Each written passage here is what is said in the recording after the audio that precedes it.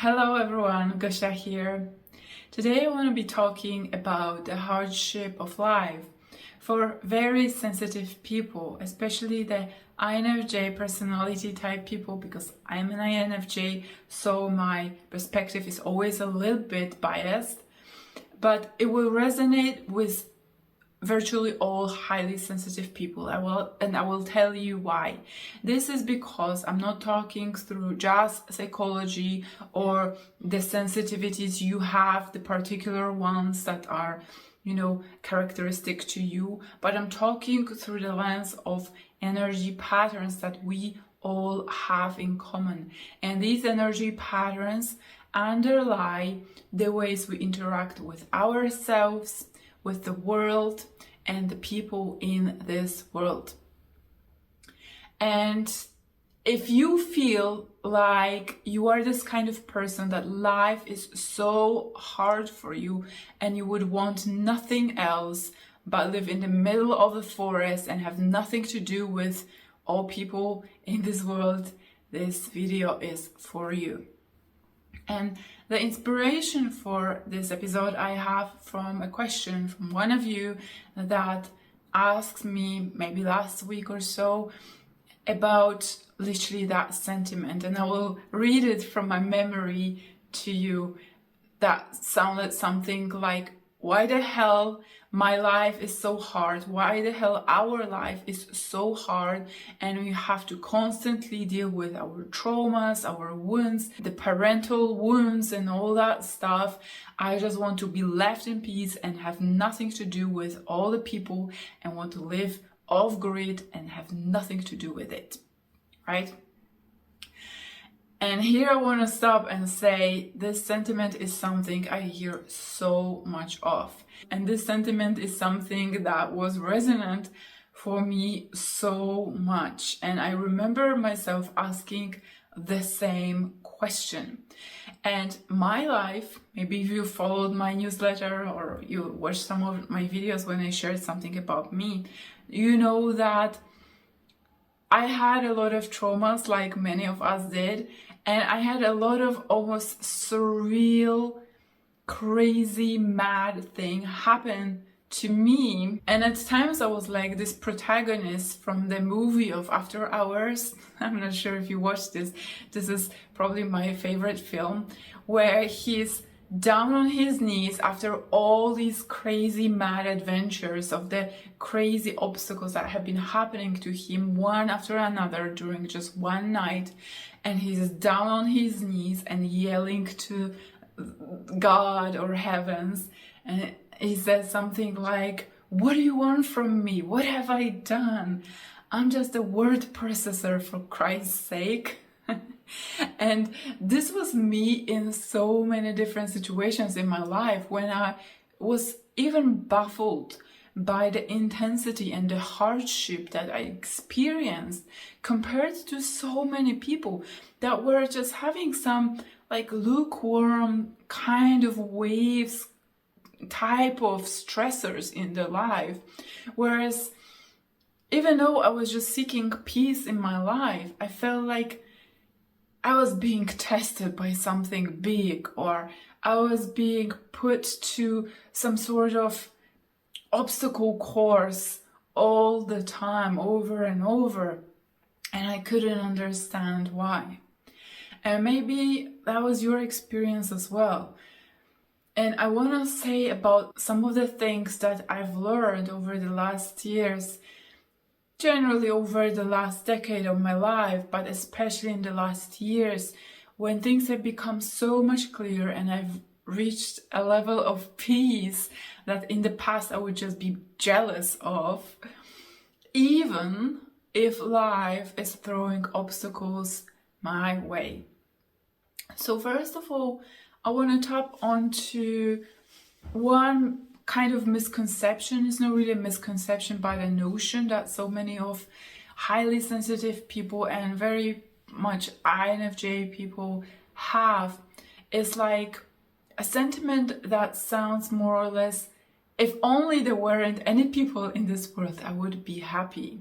If only I could go to this workplace and just do my work, I'm so good, I can do it, I can manage it. But all the people, they just bring so much annoyance, so much frustration, so much pain. If only I didn't have to pay those bills, if only I didn't have to do all the physical things or the physical work. It's just so exhausting, right? So this is the kind of notion that kind of results from that frustration that one of my followers here, one of the people that watch me, expressed in this question. And I want to say that it resounds the sense of helplessness, and it resounds a sense of, I don't want to say victimhood, but let's call it this way. And I want to also tap into now the energy in us, where I bring this subject and all these things that I've thrown just at you home. So basically, our energy pattern is that we are mostly in our heads.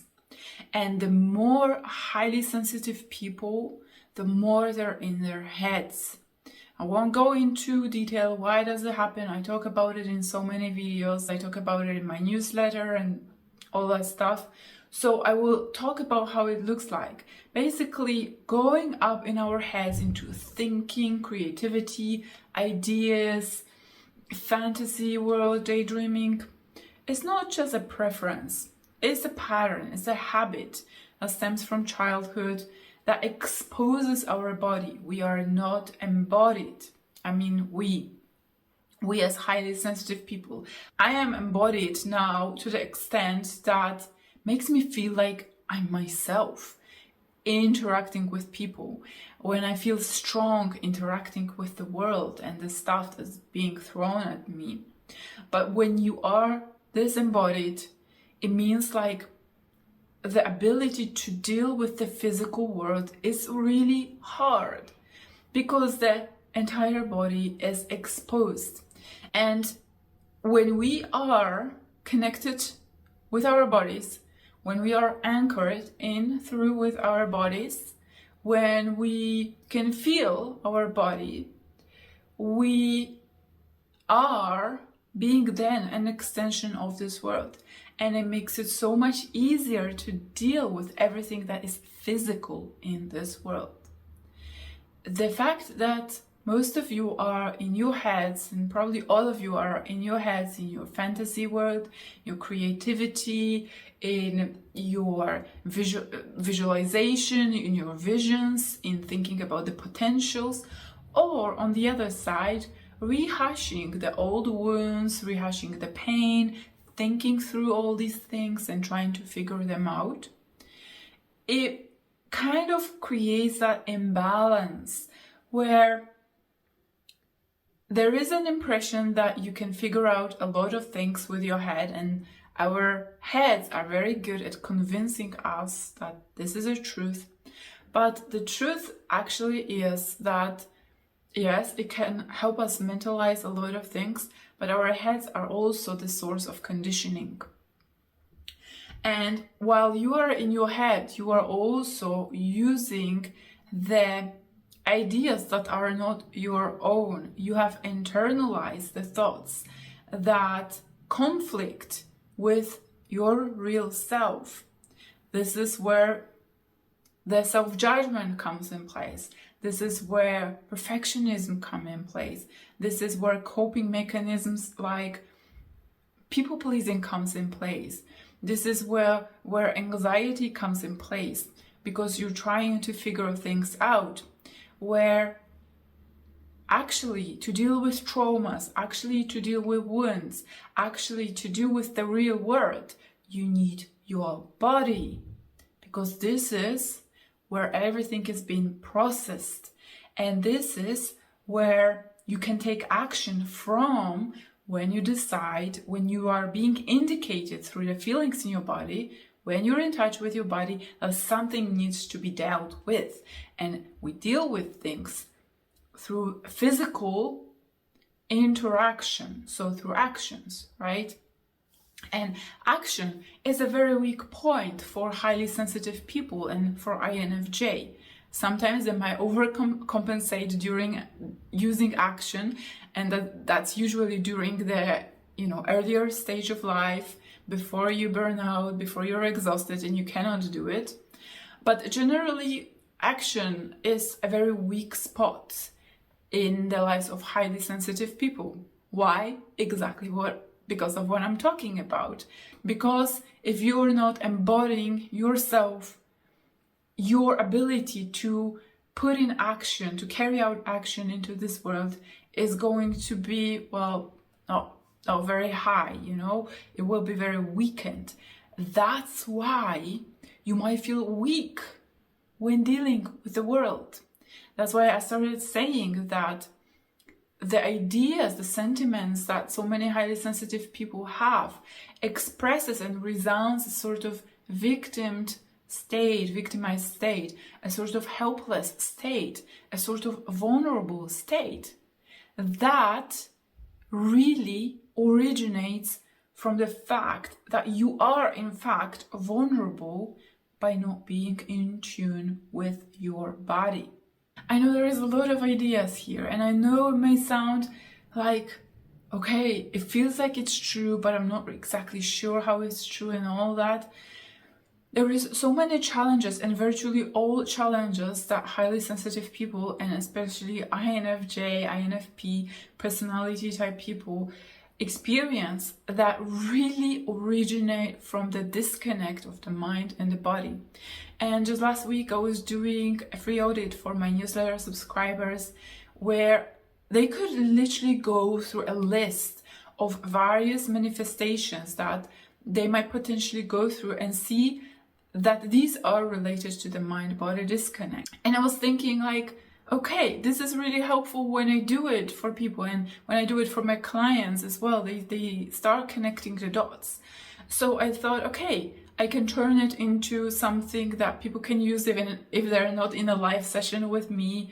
So I turned it into an ebook, and you can download it when you sign up to my newsletter, and you can literally see how many manifestations are related to the mind-body disconnect.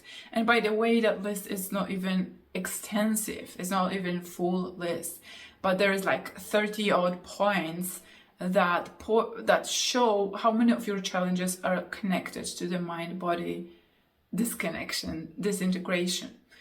And I'm only saying this because this subject is something I've developed over the many years through the various cultivations I've been doing, through touching on various different methods, methodologies, philosophies, and actually mostly working with my own mind and body, and working with other people and observing exactly what was happening in any given moment as I was getting more in tune with feeling and knowing energy of myself and people. And it helped me really channel down on the reasons why these things are happening.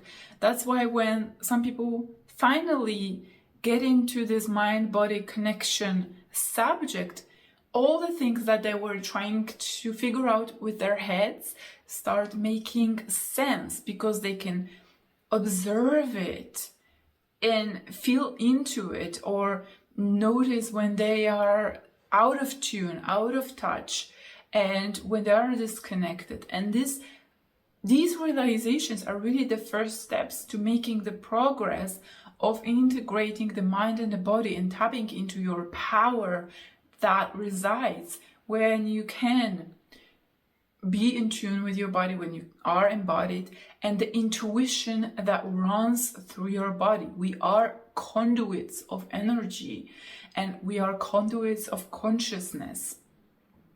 And when you are, for example, an empath, you become a conduit of someone else's energy and their emotions. But the path is for you to yourself embody and become conduit, so that you can really embody your fullness of energy, your fullness of power, the fullness of your wisdom. And all this stuff, like I say, is only possible when we connect the minds and the bodies. Okay, so I think I've exhausted this topic. Definitely don't forget to download this free ebook where not only you get the self-audit, but I also go into some explanation of what do I mean about the mind-body connection. And this is not the wishy-washy kind of misconstrued way of understanding that is going on in the mainstream channels. You will understand a little bit more what do I mean by this. And to do it, you can just follow the link that is in the description of this video. This is where you subscribe to my newsletter. And if you are interested in this topic of using the mind-body connection and the deeper sources of your power in dealing with reality, definitely follow this channel, subscribe and like this, and help others also reach to this. If you have a friend that you want to share it with, I would really appreciate, and I'm sure they would as well. Okay, for now, thank you for listening, thank you for watching, and I will talk to you very soon.